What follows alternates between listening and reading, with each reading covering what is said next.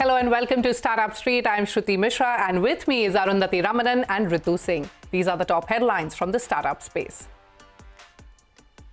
I think we're all wondering, when's the inflection point where AI just fundamentally changes all of our businesses? We all know it's coming. I don't think anybody knows when it's coming. Artificial intelligence will disrupt Airbnb more than any other hospitality business, says co-founder and CEO Brian Chesky. Expects big changes within a few years. That's a CNBC-TV18 exclusive.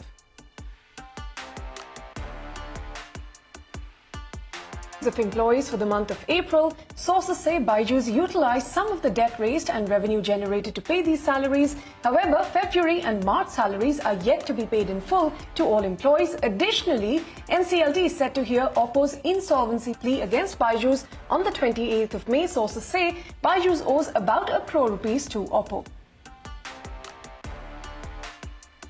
No relief for real money online gaming companies. Supreme Court also refuses to restrain tax authorities from issuing fresh show cause notices, allows more time to the union government to file its response, and is likely to take up the matter in July. Supreme Court has dismissed PhonePe's plea against DigiPe for alleged trademark infringement. The digital payments app argued that DigiPe's use of the suffix pay could mislead the consumers. However, the Supreme Court observed that the term has become increasingly common in various business contexts. This follows Madras High Court's dismissal of PhonePe's appeal. WhatsApp bans over 2 crore accounts in India between January to March. This year, a 100% surge from 1.3 crore accounts that were banned in the same period last year. The increase in banned accounts underscores the growing challenge platforms face in maintaining user safety and combating misuse. Apple achieves record quarterly revenues in India even as global sales declined 4%. Tim Cook says he could not be more excited about growth in India. Apple also announces the largest buyback ever at $110 billion as global iPhone sales drop 10%.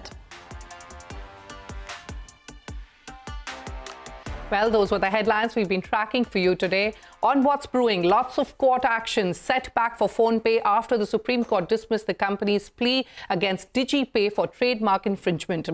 Separately, the Apex Court has given the centre more time to respond to concerns raised by online gaming firms. Ashmit Kumar is here with all the details. Ashmit, take us through what happened in the court. Well, two key matters before the top court as far as the startup ecosystem is concerned. The first one concerning PhonePe as well as DigiPe. PhonePe, just for context, for the benefit of our viewers, largest UPI player in the country, over 50% market share, backed by Walmart.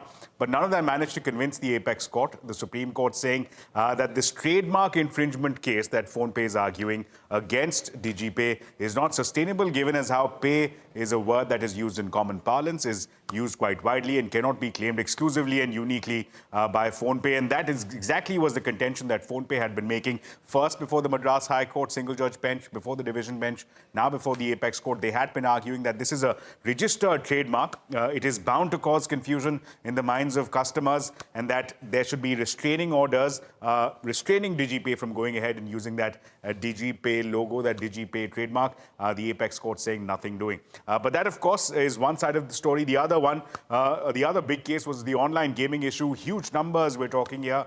1.12 lakh crore rupees is the tax demand pending against 71 companies.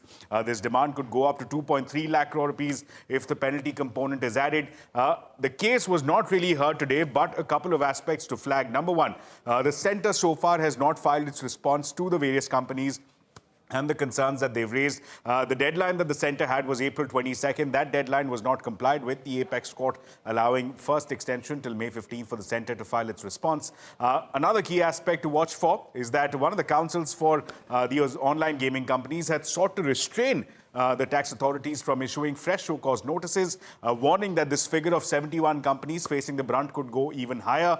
The Apex Court, however, at this point has chosen to stay mum, chosen to stay silent.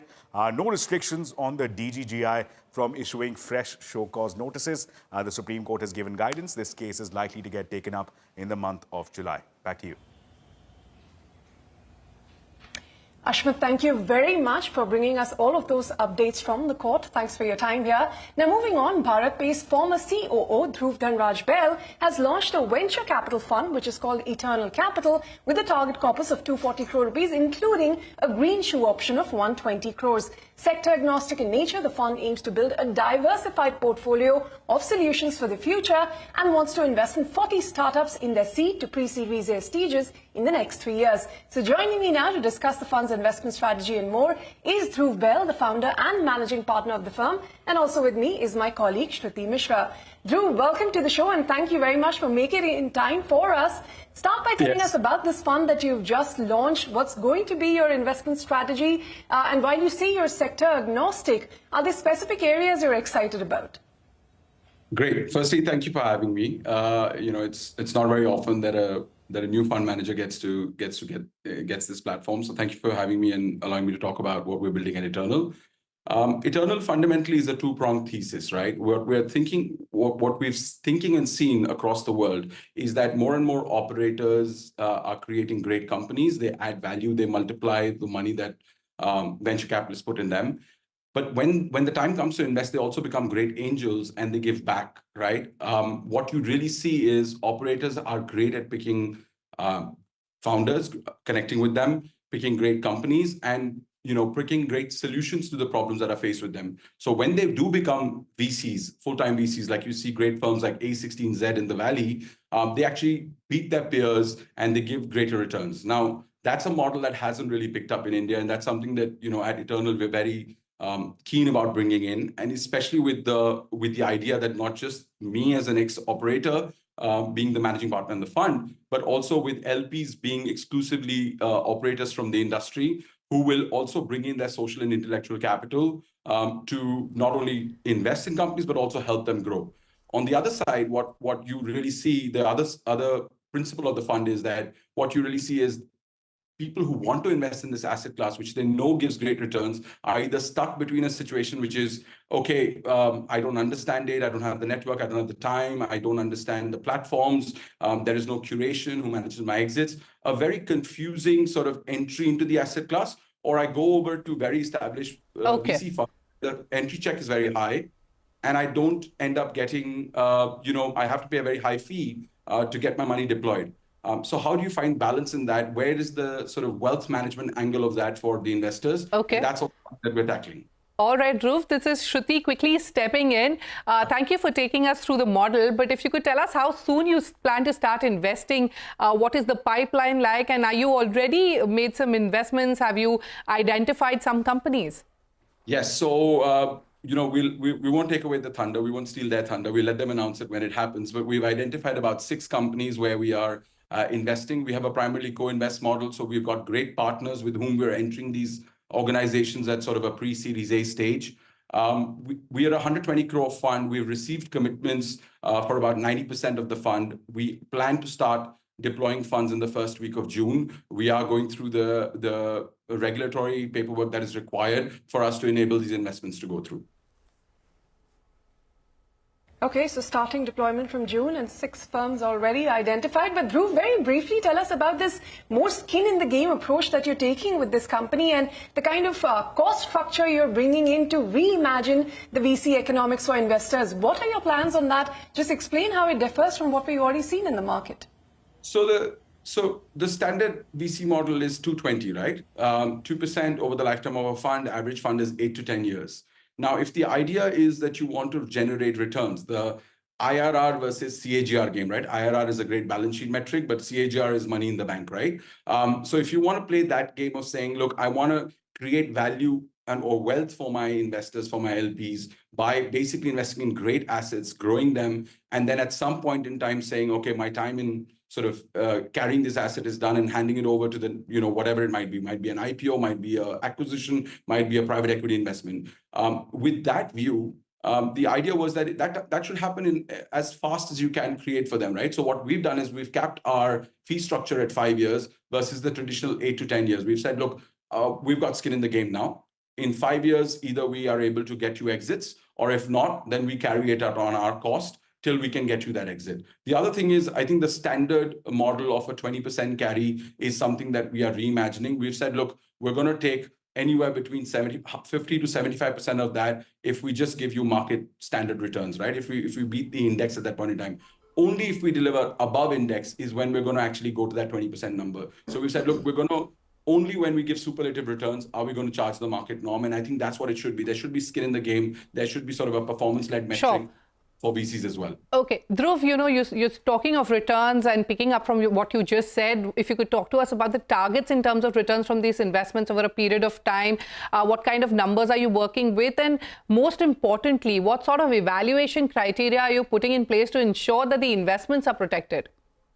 Fantastic. So let's talk about the criteria first, and then we'll talk about returns, right? Yeah. Because decision leading to outcome, not outcome leading to decision, right? The way we look at it is we look at it in three ways. One, instead of boiling the ocean, what we've done is we've written a very clear thesis of what we think the next 5 to 7 years of early stage growth in India is going to come from. It's going to come from 4 or 5 core sectors, and within those 4 or 5 core sectors, there's going to be very specific thesis within the sector. So within fintech, we think a lot of it is going to come from SaaS plays within fintech. It's going to come from MSME lending. It's going to come from lending against assets. Not so much consumer lending, which has become very democratized. Hardly any margins to be made there. And so on and so forth. So every sector, we've got a very clear thesis. Second, what we do is we want to bring, we're not overawed by our own intelligence. We would like to bring at least one institutional partner with us. So we've partnered with a bunch of firms who work closely with us. We show them our pipeline. They show them, they share theirs with us. And we collaborate on coming up with a founder-first solution, right?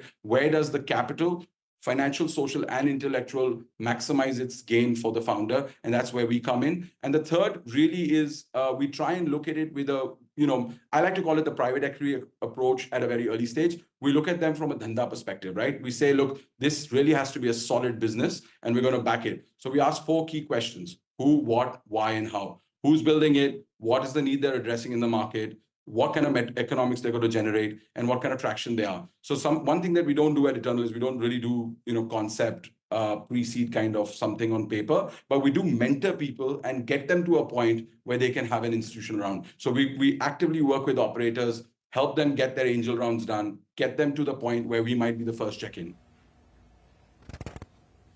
Okay. All right, Dhruv, we've run out of time, but thank you very much for taking us through your investment strategy. I'm sure being an angel investor yourself, that'll also play into how you make these decisions. Thank you very much for your time here on CNBC-TV18. And thank you for having me there. Thank you so much.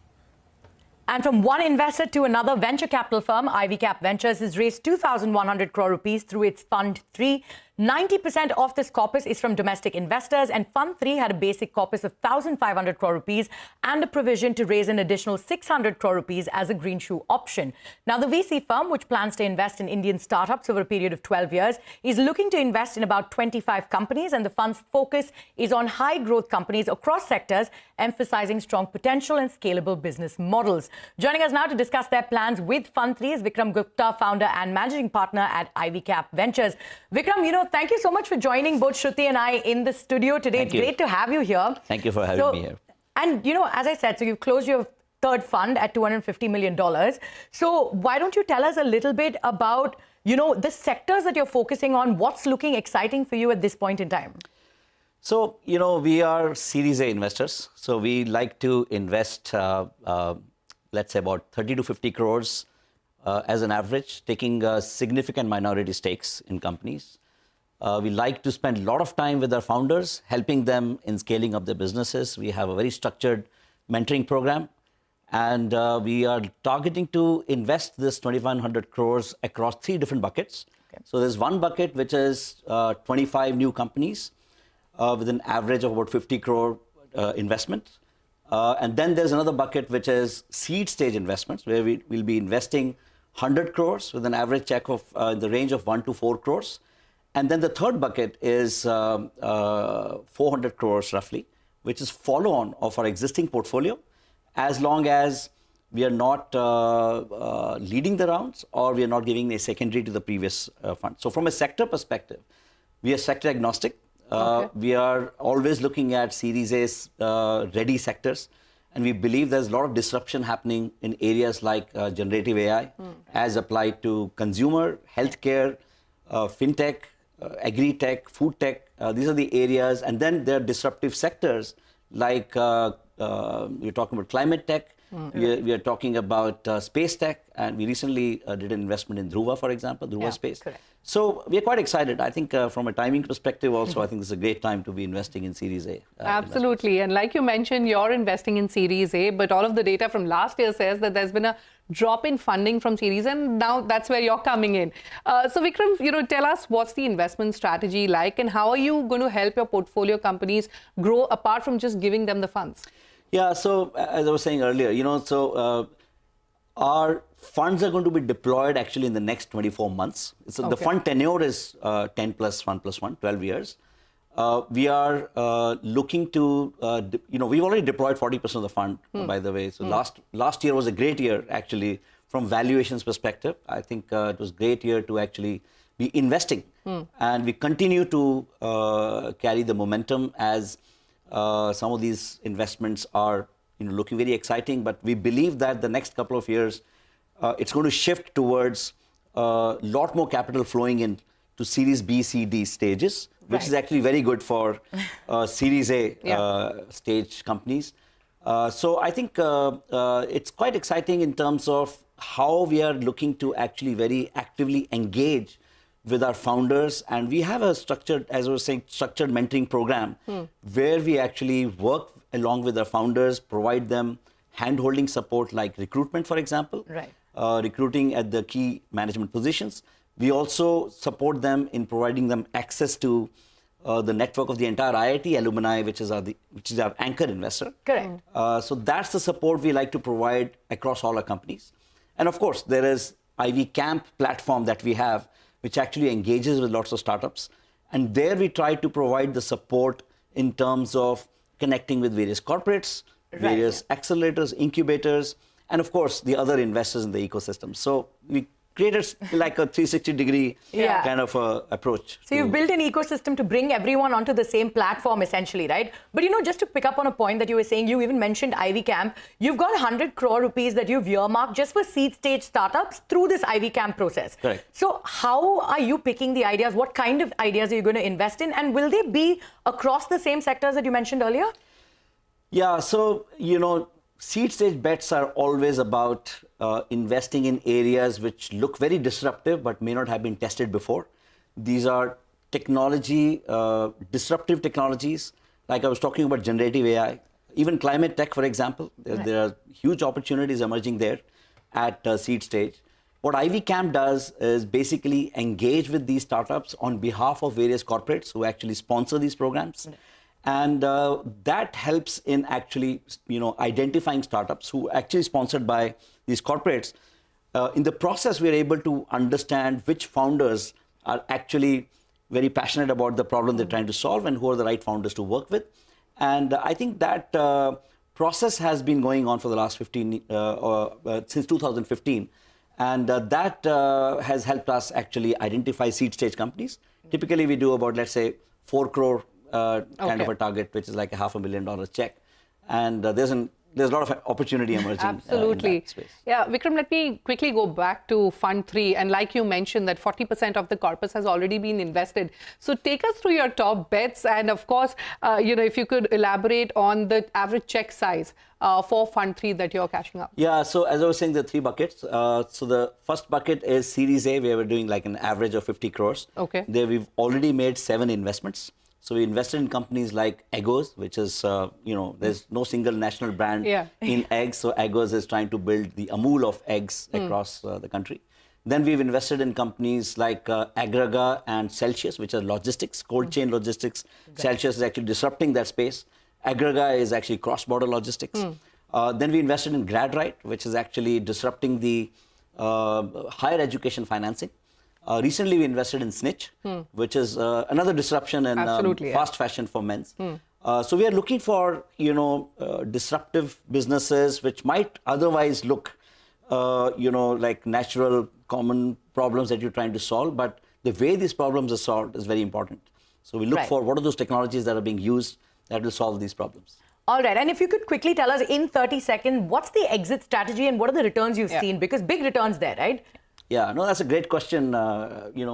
Actually, so if you look at the exits that we made so far, we've done very profitable 7 exits, and except for one, which was a secondary exit, rest all were M&A exits. We sold Clovia to Reliance, we sold August to National Stock Exchange, Socrati to Dentsu. So our strategy, when you're investing at Series A, you're looking to exit through an M&A as an outcome, because we're holding these companies for about 5 to 6 years on average. But there are instances where you can take the companies all the way to the IPO. For example, Bluestone was a Fund 1 company and is actually getting ready for an IPO. So those kind of exit scenarios as well we're looking for. All right. Unfortunately, we've completely run out of time, but excellent returns, and what more can an investor ask for? Many thanks, Vikram, for joining us in our Mumbai studio, and wish you the very best with your Fund 3. Thank you so much. Thank you, Shruti. Thank you, Arundhati. Thank you so much. Okay, guys, thank you for taking us through that conversation. We have to take a short break, though. Do hold on to your taste buds as we take a deep dive into the bubble tea brand Boba Bhai's growth story on the other side of this short break. Stay tuned.